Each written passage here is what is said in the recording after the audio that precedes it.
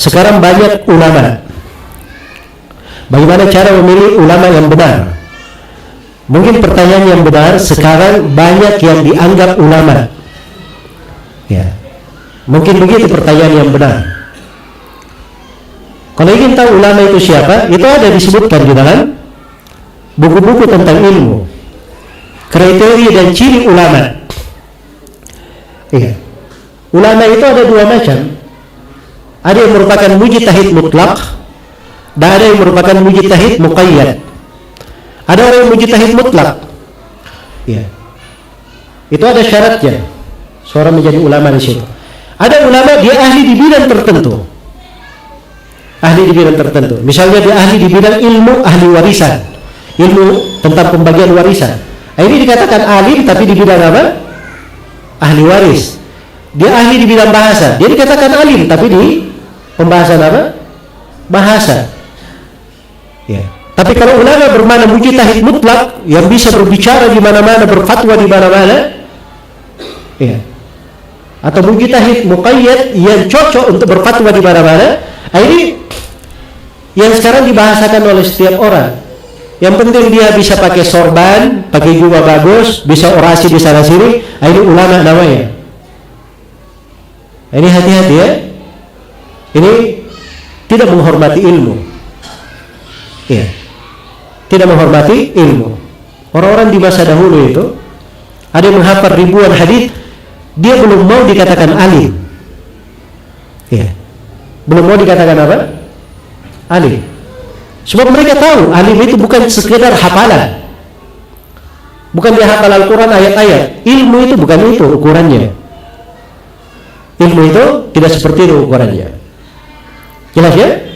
Maka ciri dari alim memang ada ciri-cirinya. Seperti dia menghafal, dia menguasai Al-Quran, dia menguasai hadis, dia paham tafsir ayat-ayat tersebut, dia mengerti sebab turunnya. Iya. Terus hadis dia mengerti dari asbabul wurudnya, dia mengerti nasih dan mansukh. Iya. Kemudian dia mengerti mana yang am, mana yang khas, mana yang mutlak, mana yang muqayyad. Dia mengerti tertib di dalam pendalilan. Ini namanya orang yang berilmu.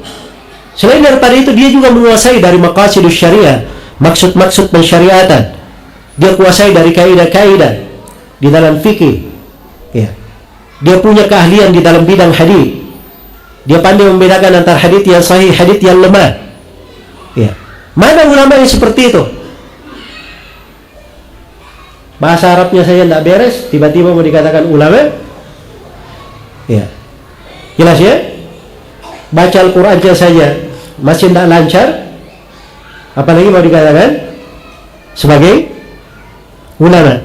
Ini jangan sampai kita sendiri yang menodai agama kita dengan menempatkan nama bukan pada tempatnya.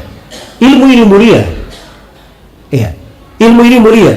Tapi begitu masuk ke dalam ilmu ini orang yang bukan ahlinya, di sinilah mulai ilmu itu diremehkan oleh manusia. Akhirnya sekarang gampangan, ya. Tidak tahu ini yang namanya ulama ini kayak bagaimana. Orang yang pandai melawak, ulama. Ya. Jago menyanyi, ulama. Ya. Pandai bersinetron, ulama juga. Ada bidang-bidang tertentu semuanya bisa menjadi ulama di situ, subhanallah. Ya.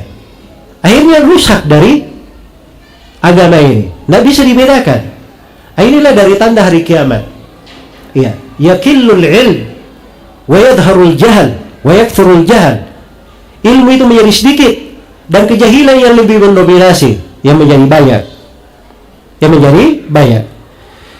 Baik.